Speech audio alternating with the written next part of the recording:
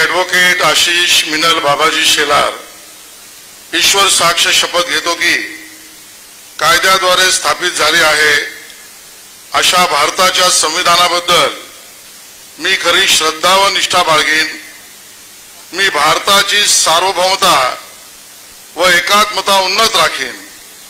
मी महाराष्ट्र राज्याचा मंत्री म्हणून माझी कामे निष्ठापूर्वक व सत्सद बुद्धीने पार पाडीन आणि संविधान व कायदा यानुसार सर्व तऱ्हेच्या लोकांना मी निर्भयपणे व निपक्षपातीपणे तसेच कोणाच्याही विषयी ममत्वभाव किंवा आकस न बाळगता न्याय वागणूक देईन।